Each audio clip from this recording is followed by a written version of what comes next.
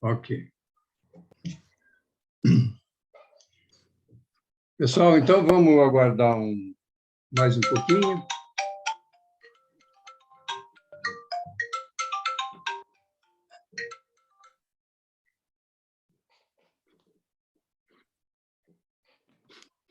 Vamos aguardar um pouquinho até que chegue mais algumas pessoas e já já a gente começa, tá bom?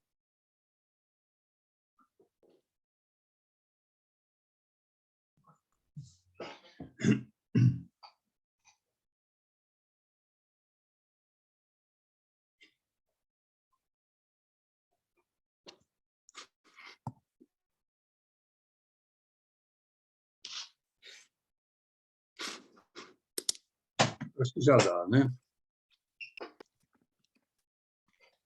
Então, vamos começando, pessoal?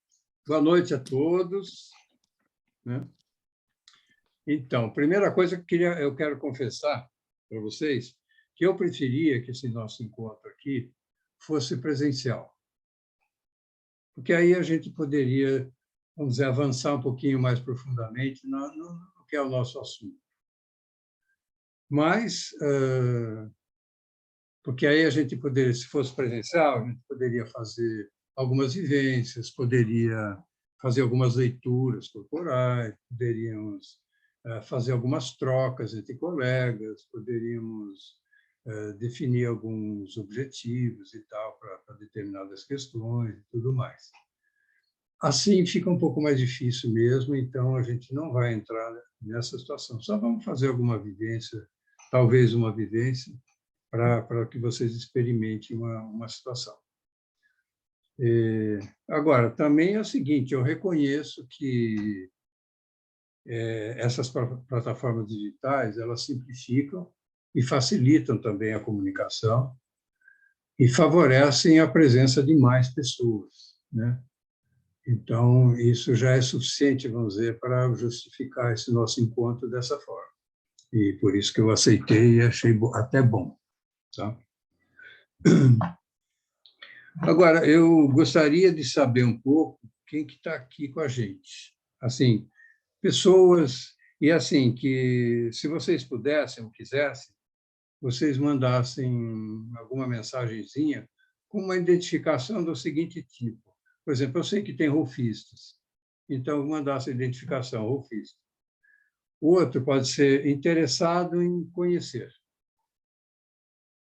E uma outra identificação ainda, interessado na formação do Rolf, tá? Porque esse tipo de encontro ele tem um pouco esses sentidos todos, né? Que é de poder reunir de novo os nossos colegas, mas é também para falar um pouco sobre Rolf para quem está interessado em conhecer, mas também para atender pessoas que eventualmente estão interessadas em fazer a formação, né? Então, eu estou pensando nesses três tipos de pessoas nesse encontro, e parece que tem mesmo, né? Se vocês puderem, vocês então mandem essa identificação.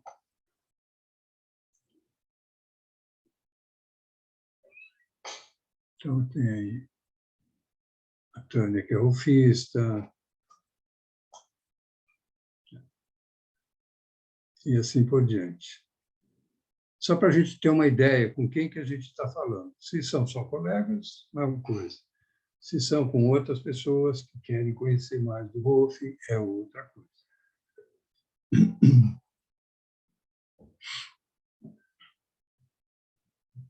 Legal. Uma aluna da U2, a Luana, que é físio. Legal.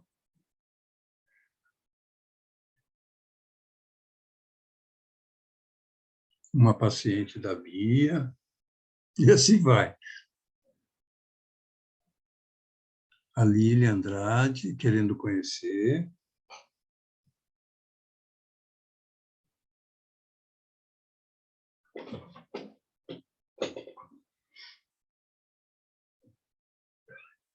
É isso.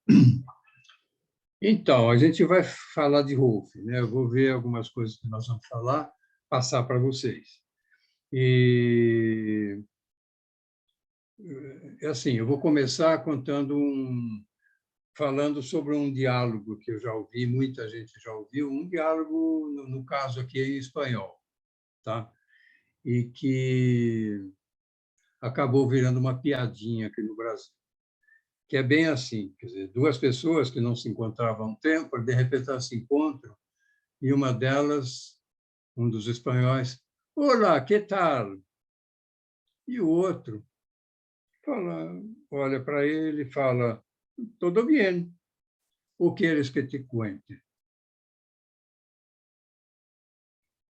Eu achei muito engraçada essa piada, porque ela mostra muito dessa situação que a gente está vivendo agora.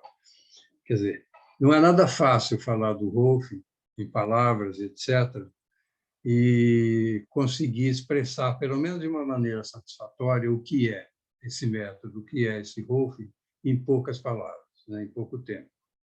Né? Ainda mais não sendo presencialmente, como eu já falei antes. Né? Mas é possível falar um pouco. E, por outro lado, não é todo mundo que está disposto ou com tempo para ouvir uma longa explicação ou muitas explicações e muitas informações. Né? E, então, a gente vai tentar sintetizar.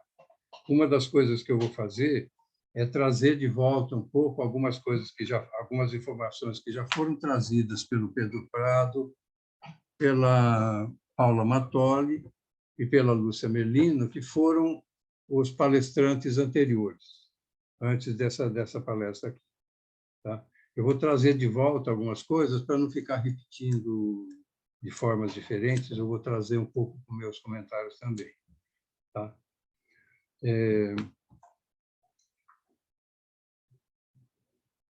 E, e assim, esse apelido Rolfing é um apelido, esse Rolfing, né, que virou uma marca, na verdade. Né? Mas ele já mostra um pouco dessa dificuldade de definir o que é o Rolfing. Então, Rolfing, na verdade, é a maneira dela fazer, quer dizer, nós estamos dizendo rolfando, né? É a maneira dela fazer. Então, a gente está tentando fazer um pouco dentro daquele espírito, daquele jeito, daquela abordagem que ela fazia o trabalho dela, né? Então, começa por aí esse apelido. E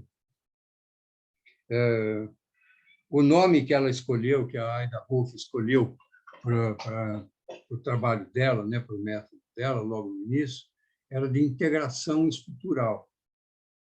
Esse era o nome. E provavelmente tinha a ver com a ideia da estrutura do corpo humano, como ela via, né?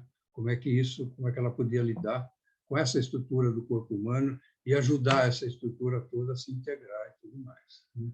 Se integrar melhor, né, cada parte do corpo. Então, vamos dizer, o nome já diz um pouco, talvez pouco, mas está por aí. Depois que ela morreu, um grupo de ex-alunos dela e que seguiram com a escola, né? E que foram alunos dela, que a conheciam bem, passaram vamos dizer, a sistematizar um pouco aquilo que ela fazia, vamos dizer, a maneira como ela fazia e o que era o pensamento, o que era essa abordagem, os princípios, as estratégias principais, etc. Ela, na verdade, já tinha elaborado um protocolo, a pedido deles mesmos, para facilitar o ensino. Ela já tinha feito um protocolo mínimo de como disparar um processo de Rolfing, um processo de transformação da pessoa a partir do Rolfing, né? Que a gente chama de receita, uma brincadeira e tal, e que ela persiste até hoje no ensino de Rolfing, como uma referência, né? Ela não é absoluta, vamos dizer, na formação do rolfista, mas ela é uma referência que todo rolfista gosta de aprender e ver como isso funciona, e funciona muito bem, a gente sabe disso. A Receita foi uma organização, um protocolo genial, que a gente percebe até hoje, mas que, vamos dizer assim, não é absoluto na formação dos alunos, né, e dos rolfistas. E esse grupo depois acabaram definindo um pouquinho diferente que a gente usa ainda até hoje. Ainda não está completo, né? Mas é assim, o método Rolfing é a ciência, a filosofia e a arte de integração das estruturas do tempo e no espaço e na gravidade, por meio do toque e da educação pelo movimento. Para quem não é rolfista, eu vou repetir. O método Rolfing é a ciência, é a filosofia e a arte de integração das estruturas humanas no tempo, no espaço e na gravidade, por meio do toque, esse é um dos caminhos, e pela educação do movimento. Está no campo mais funcional, né? E hoje, com toda a evolução e as experiências e as elaborações, a gente tem outras referências que a gente pode, e aspectos que a gente pode apontar para enriquecer um pouco essa definição. E é um pouco isso que a gente vai fazer hoje.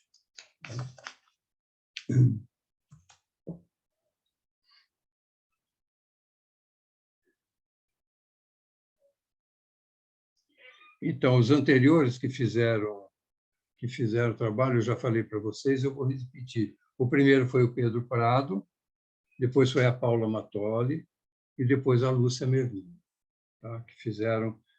E na próxima semana, a palestrante vai ser a professora Lael Kim.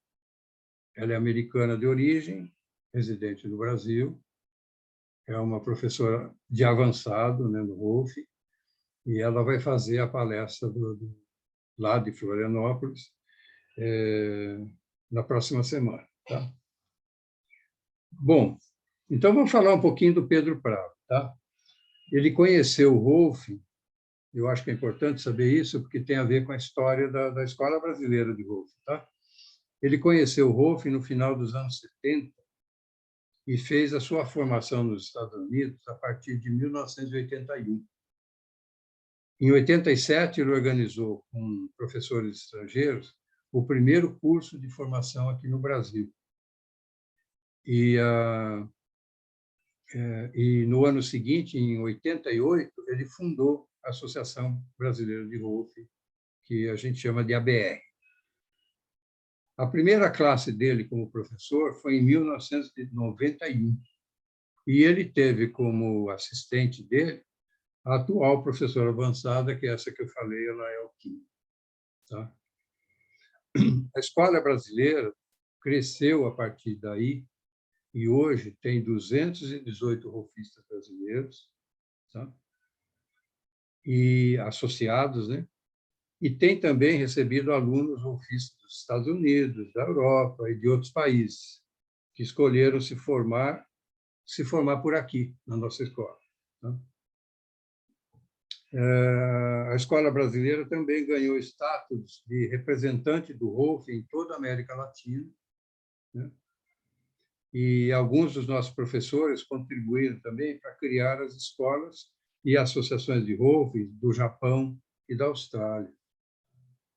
Alguns desses professores foram a Mônica Caspari, que a gente recorda com saudade, a Raquel Mota e ela é o Kim. Bom, como é que o Pedro Prado define fala da Aida Rolf, né? Ela é uma mente genuína, quem esteve aqui ouviu isso. É uma cientista, foi uma cientista, mas também uma humanista. Isso fecha um ciclo que pode explicar um pouco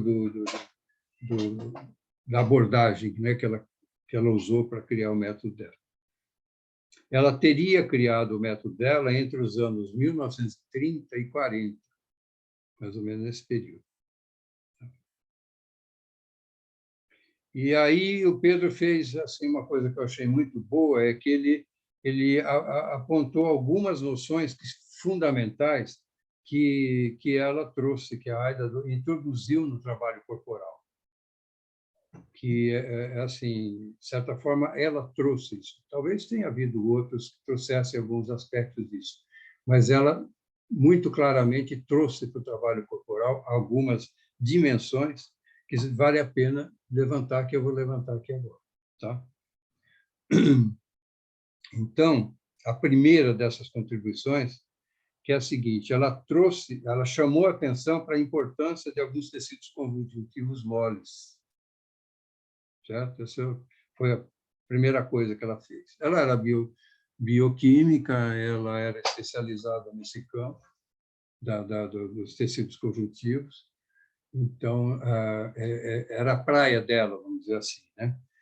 E ela trouxe a importância, e porque esses tecidos, acho que todo mundo sabe, eles eram considerados sem relevância pelos anatomistas, pelos médicos, e para alguns cirurgiões até era um estorvo no trabalho deles. E um desses tecidos conjuntivos moles é a face, né? Que ela chamou de órgão da estrutura.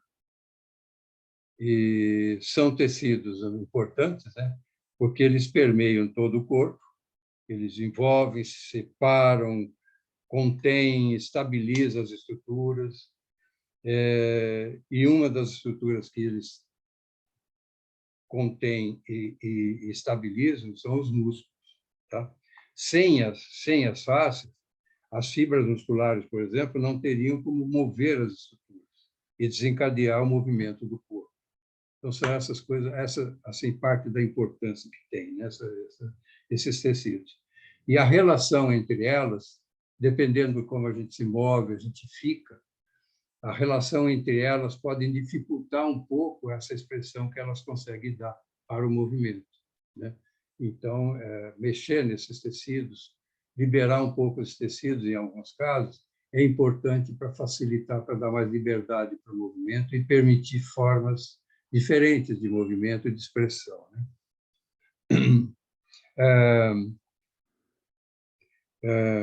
E esses tecidos, por sua plasticidade, podem também se adaptar na relação da pessoa com o espaço e com o mundo. Daí a importância deles.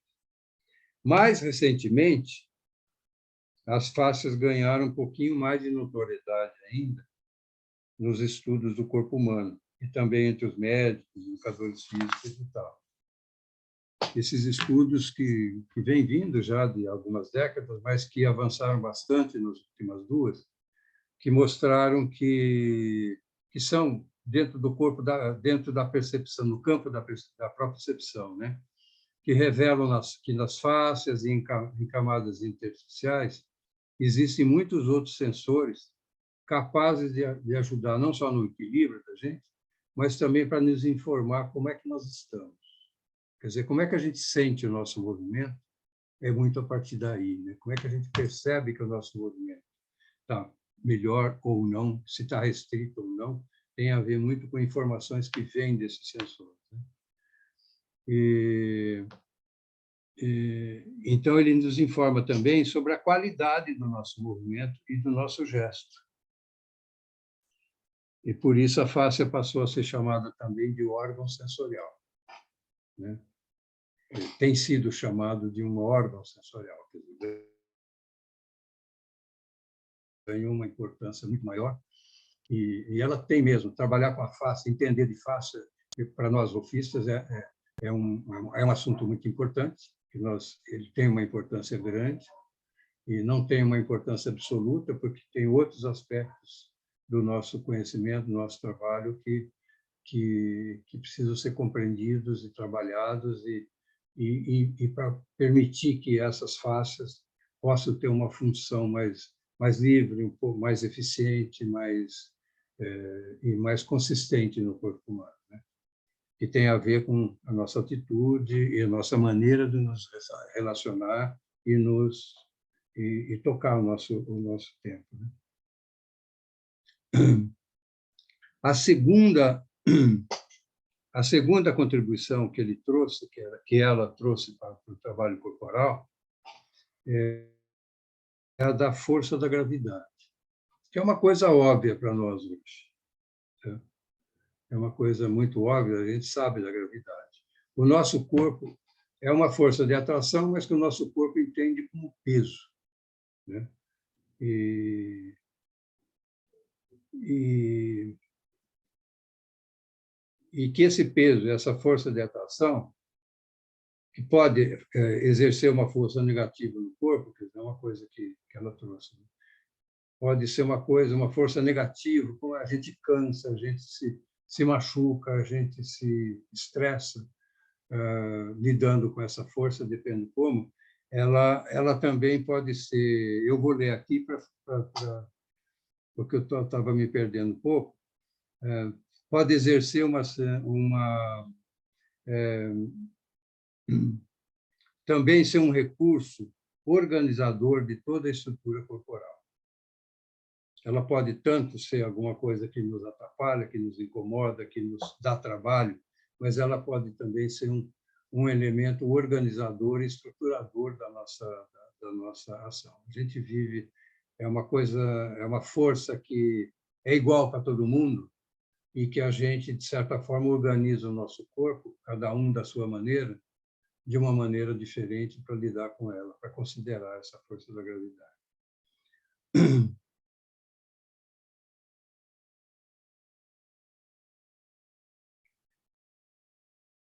Então, e essa nossa estrutura, que é articulada e plástica, essa nossa estrutura corporal, né? Ela é toda articulada e plástica, mas a partir da reorientação espacial e da noção de um eixo, de um centro, esse corpo pode tirar proveito da gravidade, ao invés de sofrer, né? Para encontrar o seu equilíbrio com mais leveza e de forma mais econômica e confortável. Mas a gente sabe que isso depende também da nossa atitude e de como levamos a vida, que eu estava falando agora há pouco, de como fazemos a nossa relação com o mundo. Isso vai determinar muito como esse nosso corpo se organiza internamente. Então, são dois caminhos em sentidos diferentes que podem levar à mesma resposta, né? O que queria propor para vocês agora é o seguinte: fazer uma experiência. E a primeira coisa que eu vou pedir para vocês é fiquem como vocês estão. Fiquem mesmo, porque isso vai ser importante para a experiência. Fiquem exatamente como vocês estão. Não corrijam nada, senão a experiência vai ser outra, tá? Para a gente poder fazer essa experiência. Fica como estão. E eu vou descrever um pouquinho para vocês aqui. Se quiser, feche os olhos, dê um tempinho. Não corrija nada. Você quer perceber melhor como está. E isso pode ser importante. Observe se algum lugarzinho de você está meio apertado, cansado, desconfortável ou dolorido. Também observe como que você está nos seus apoios. Não é de novo para corrigir, é para você tomar consciência disso, é perceber. Esse é o caminho da percepção, né? Observe como é que você está. Esse é o primeiro passo para perceber. É aceitar como está e observar. É só isso. Tá?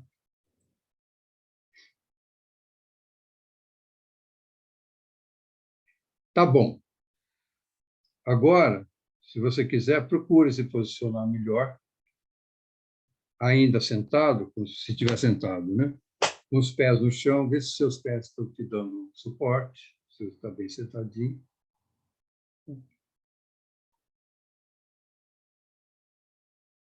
Se o seu pé está embaixo do joelho, se ele estiver alinhado com o joelho, né? Ou se cada um passar para um lado, deixa eles bem arrumadinhos para te dar um suporte. O tronco e a coluna um pouco mais alinhados. Tá? E aí você pode abrir os olhos, se não abriu ainda, e sem se virar, sem precisar ficar se virando, você quer que a sua visão perceba todo o espaço, né? Cabeça alinhada com a coluna e observe.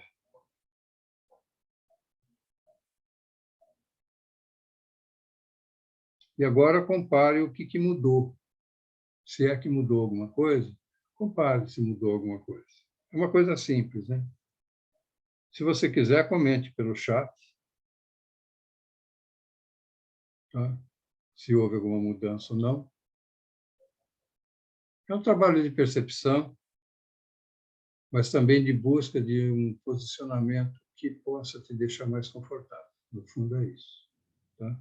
É simples, que é melhor fazer pessoalmente, mas que assim também é possível fazer e tal. Então, se vocês quiserem mandar algum comentário, pode mandar.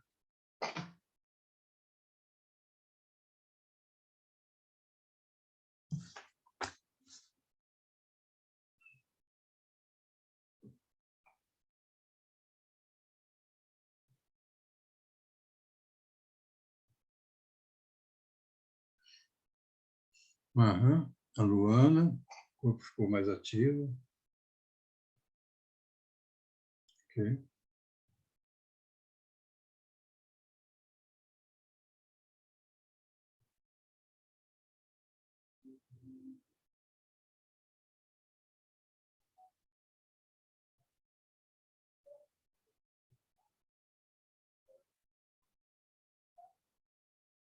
O Bruno conseguiu descansar os pés.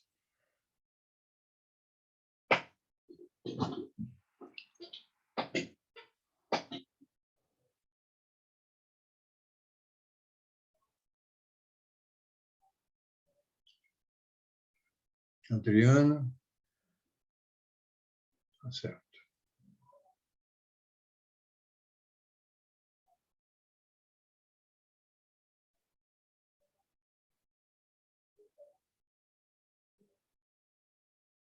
Era só um exemplo de que isso tem a ver com a nossa relação com a gravidade. Depende dessa relação que a gente tem com a gravidade, a gente vai ter uma resposta diferente. Tá? É simples. Era uma experiência, mas para não ficar só na palavra. Tá?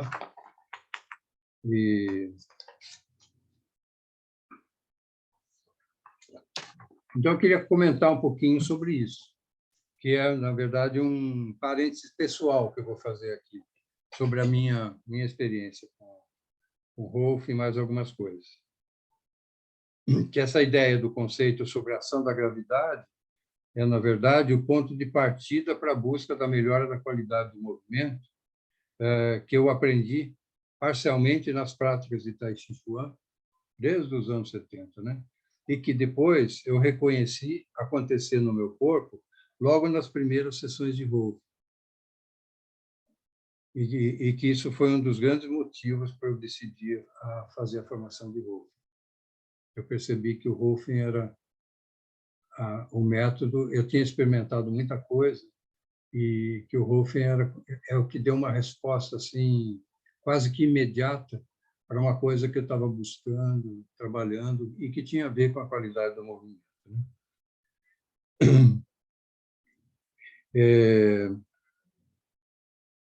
A Lúcia comentou uma coisa que comigo também aconteceu, que é assim, da gente se encantar com o Rolf, eu perceber a empatia e o profundo respeito do rolfista ao cliente, tanto na linguagem como nas leituras, nos toques, nas intervenções e tal, né?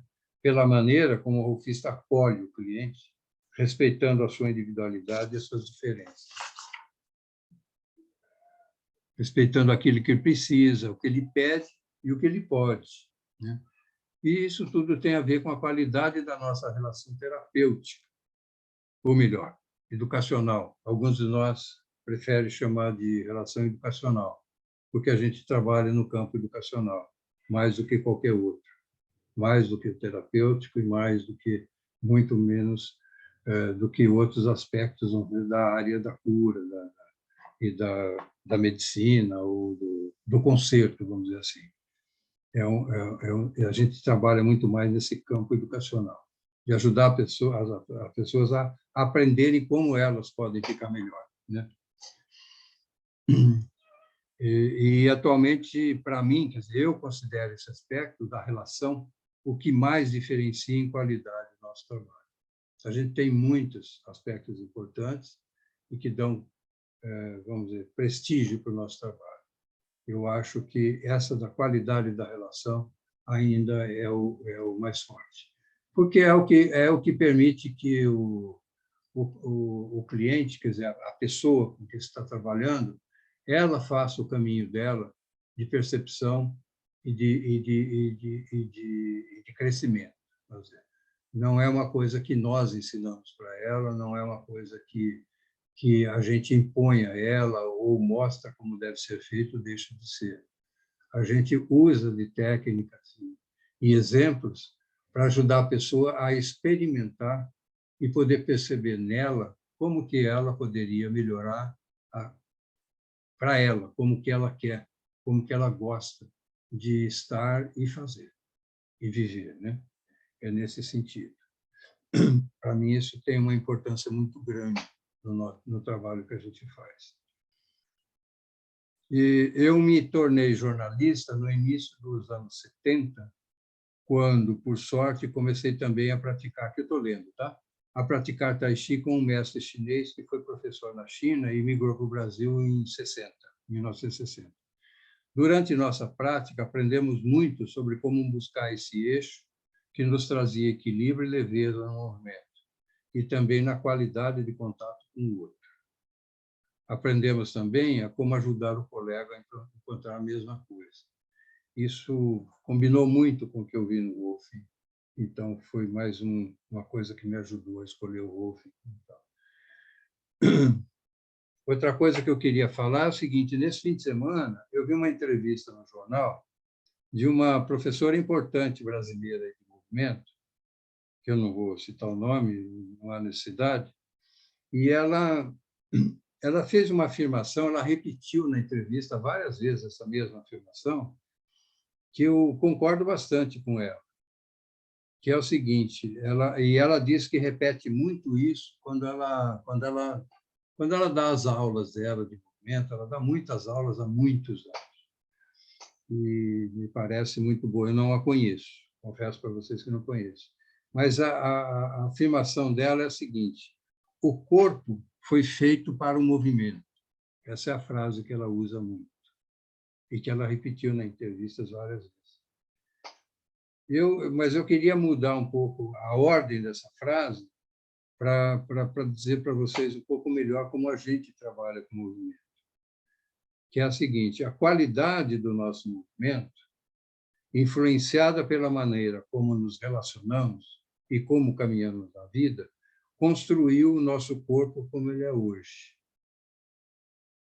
Houve uma certa inversão aí, não está desmentindo o que ela disse, mas houve uma certa inversão.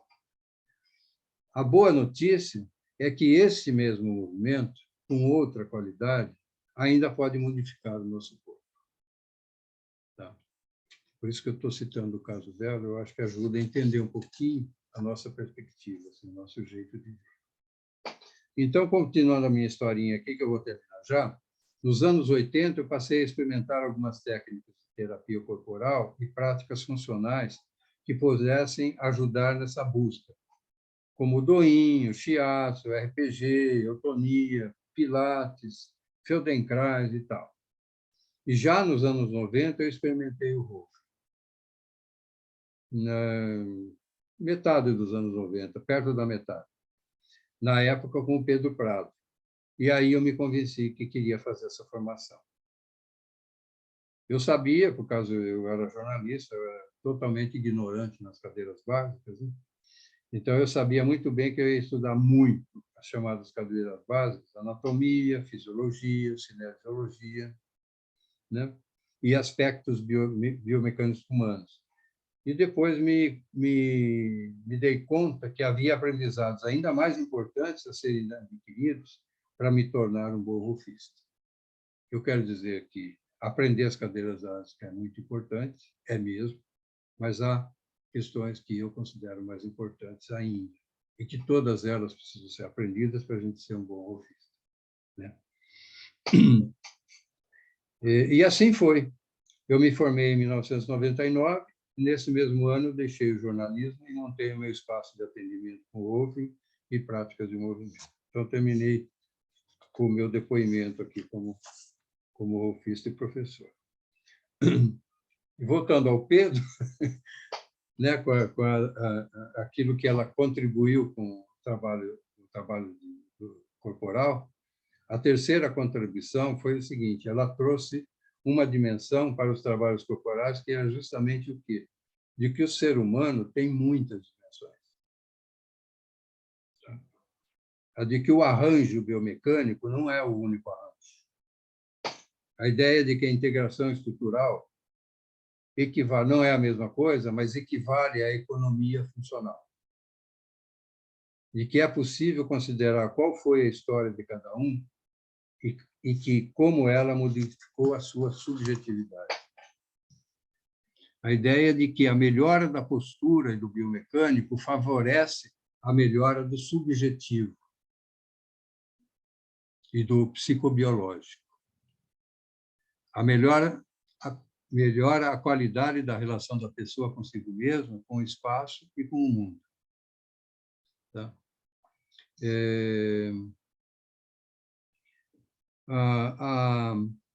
A Aida Rolf, ela escolheu como porta de entrada para o seu trabalho com o outro, a parte seria pelo físico, pelo aspecto físico. E o aspecto físico que a gente fala, particularmente, né, os tecidos moles, vamos dizer assim, né? E ela conhecia muito bem. E aí, então, ela foi capaz de criar, vamos dizer, nesse toque, uma ferramenta cada vez mais refinada, mais sutil e eficiente na conversa com o sistema da pessoa. Tá? Então, o toque tem muito isso. E falando em toque, eu queria perguntar para vocês, eu queria que vocês me mandassem, por favor, assim, como é que vocês imaginam que seja o toque do Rolf? Tá? Eu já ouvi gente falando que é dolorido, que o toque é muito gostoso, que o toque é muito assim ou muito assado. Eu queria saber de vocês, vocês podem mandar pelo chat, como que vocês imaginam que seja o toque do Rolf ou como que vocês gostariam que ele fosse. Tá? E vou pedir licença para vocês um pouquinho, só enquanto vocês respondem.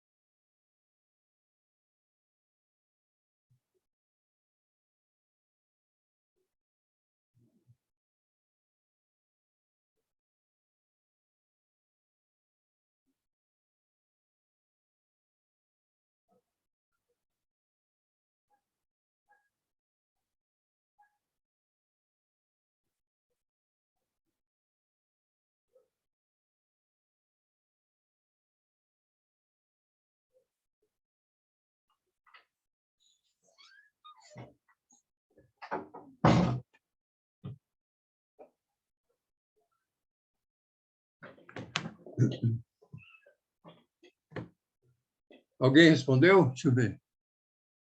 Deslizante, em alguns pontos específicos, doloridos e muito doloridos.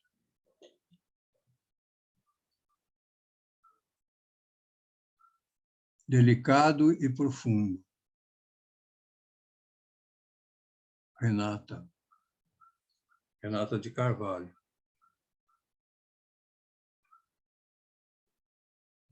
O que mais?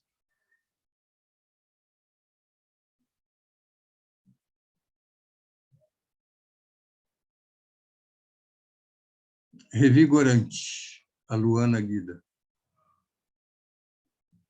Legal.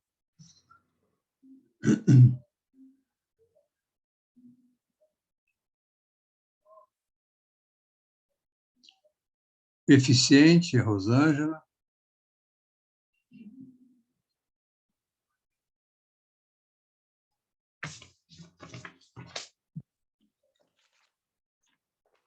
Estou vendo que a Cornélia está aí. Salve, Cornélia. Cornélia foi uma das minhas professoras. Tenho muito orgulho de vê-la aí.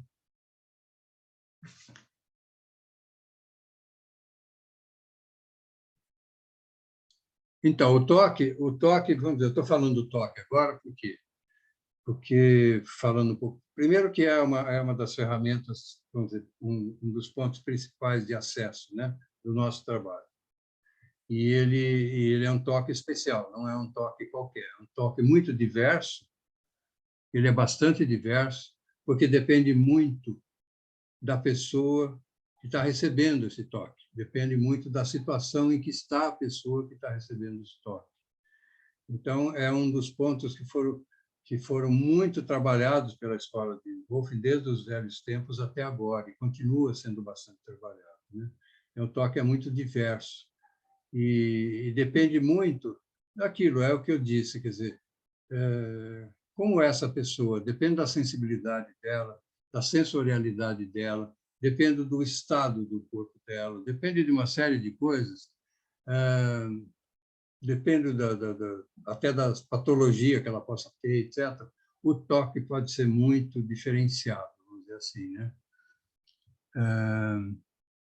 Alguém falou háptico, por exemplo, né? É um nome que pode se dar para o nosso nome. O que quer dizer isso? Os nomes, não sei se são tão importantes, a não ser que eles digam porque eles têm esse nome, por que eles são assim. Eu acho que a gente pode buscar assim, qualidades, características do toque que podem ser definidos como toques que a gente busca usar. Algumas coisas que eu pontuei, então, no caso do toque háptico, ele diz bastante, quer dizer, ele pode dizer uma coisa, porque é um toque que estabelece uma comunicação, não é um toque que chega fazendo coisas. E isso eu acho importante mesmo. Ele estabelece uma comunicação com o sistema da outra pessoa, né? Então, e algumas coisas que eu levantei foi assim, o toque do Wolff, ele busca o diálogo com o sistema do outro. Ele não chega para fazer uma coisa X. Às vezes é importante fazer mesmo alguma coisa, porque você vê que isso que você vai fazer um pouquinho, o sistema dela vai aceitar e vai mostrar uma diferença de como aquela região fica ou como o corpo dela fica e o que traz para ela em outros aspectos mais subjetivos, né? Então, a gente pode fazer, oferecer alguma coisa nesse sentido. Mas a parte mais importante do nosso toque, porque é justamente esse, de estabelecer um diálogo, porque o, o corpo sempre responde a um toque, ele sempre vai dar uma resposta. E dependendo do tipo de toque, a resposta pode ser de recusa, pode ser, se ele for, por exemplo, autoritário, né? Ele chega para dizer que é assim e não daquele outro jeito, etc. Se ele for invasivo, se ele for muito intenso, muito rápido, ele vai disparar uma resposta de resistência, de defesa, de fechamento e de recuso. Portanto, ele não ajuda nesse diálogo, vamos dizer. Então, ele precisa encontrar o wolfista, e é um trabalho de longo tempo. O meu aprendizado de um toque levou muitos anos para eu conseguir ter um toque que eu respeito, que eu acho que é bom, que ele consegue conversar. E mesmo assim, às vezes eu me confundo e percebo que ele não foi bem aceito pela pessoa, pelo sistema da outra pessoa. Ela pode até não mostrar isso para mim verbalmente, mas eu consigo perceber. Então, a gente precisa mudar a qualidade do toque na hora disso. São toques muito diferentes, já tiveram nomes os mais diversos, toque gama, toque rápido, mas a verdade é essa. O toque, na verdade, é uma forma de contato, de comunicação, que é bom que ele estabeleça um bom diálogo com o sistema da pessoa e que a pessoa possa responder àquilo que você está propondo ou àquilo que você está considerando no corpo dela, né? Então, eu chamei esse assunto do toque porque é uma das coisas que a gente começa a aprender na formação de Wolff logo no comecinho. Essas cadeiras básicas que eu estava falando, elas já começam a apresentar, além da anatomia, da cinesiologia, da fisiologia, etc., a gente já vai entrando para aprender a identificar essas estruturas, mas também a maneira com que a gente pode acessar essas estruturas de maneira que a gente possa conversar, né? Então, na formação, que a gente vai ver um pouco agora, daqui a pouco a gente vai ver, a gente vai ter um compartilhamento de tela de um anúncio do curso da unidade 1, que são os das cadeiras básicas, e depois o de liberação miofascial, e que uma parte importante é o aprendizado, assim, o começo do aprendizado dos toques no RUF, que são importantes no RUF, né? Em que regiões, etc., em que territórios e tudo mais.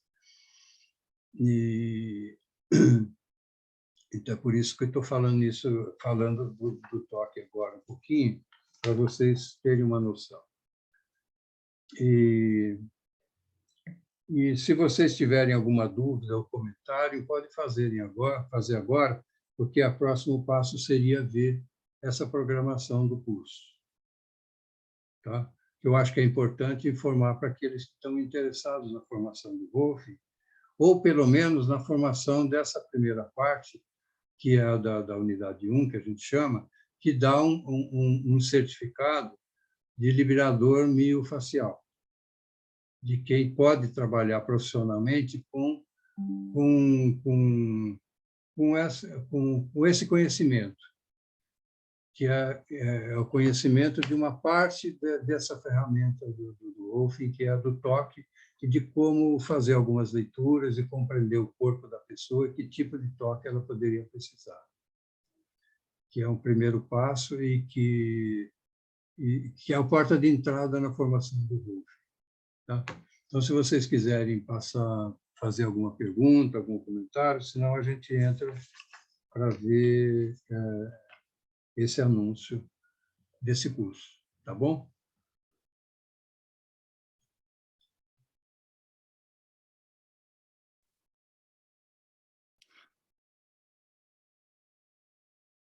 Se ninguém tem dúvida, nem tem, deixa eu ver.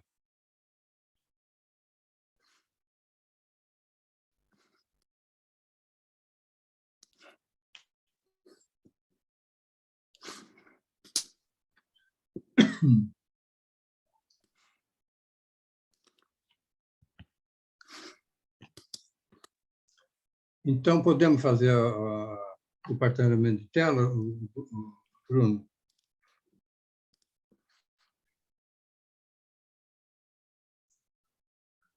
Então, está aí o nosso anúncio da unidade 1, que tem esses cursos de formação, que são pontos de entrada, vamos dizer, na formação do ROF, mas que podem ter uma certificação, né? Pelo menos a de liberação miofascial. E, em seguida do curso de liberação miofascial, há a possibilidade de se fazer também o de relações terapêuticas, que é para aprimorar a qualidade do trabalho desse ponto de vista da relação terapêutica, né? Agora, se vocês querem ver melhor isso, vocês podem ver também no site, né? Tem como vocês... E também vocês podem pegar informação na secretaria com a Sally, né? E nós temos aí o telefone da Sally, não? Eu vou colocar no chat também e vou colocar esse arquivinho em anexo também. Tá bom. É isso. É isso, gente. Então, assim, se vocês tiverem alguma dúvida ou interesse em saber mais alguma coisa, é só me dizer, senão a gente vai terminando o nosso encontro. Tá? Espero que tenha servido para vocês. Eu tô colocando no chat também as informações das inscrições do workshop Arte do Rolfing, da Lúcia. Sei. Aquela iniciação breve das práticas e teorias, é um dia de vivência, né? Das práticas do Rolfing. Tá. E também o primeiro módulo de liberação miofascial começa agora dia 31, né? E a gente tem algumas poucas vagas aqui para poder receber. Eu vou colocar aqui no chat também, se tiver alguém interessado, eu já ponho. Tá bom. Aqui é a parte institucional da história. Legal.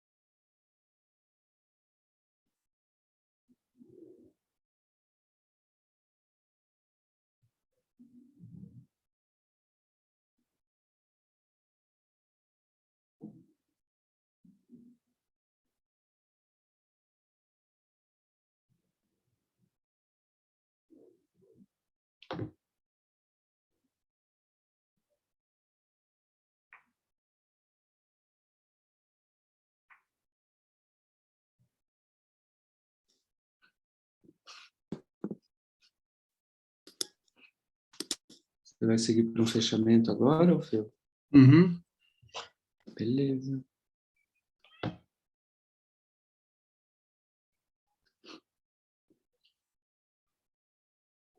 Tem uma informação da Rosângela aí, das 70 anos. São 70 horas. Não vamos conseguir dar as informações muito precisas agora sobre isso, mas é fácil de conseguir esses dados no site ou então com a secretaria da escola, né? E que ali tem as informações mais completas, atualizadas e mais precisas, né? Espero que tenha ajudado a dar uma noção geral, né, nessas condições que a gente pode fazer nessa linguagem aqui, que eu não tenho muita destreza nem nada, mas que eu acho que foi possível passar uma parte do recado e está bem. Então, vamos seguir em frente. Tá? Obrigado pela presença de vocês. Tá? E até mais isso. Então, gente, muito obrigado. Até a próxima terça-feira com a professora Lael Kim, às 19h30. Muito obrigado. Tá. Então, tchau.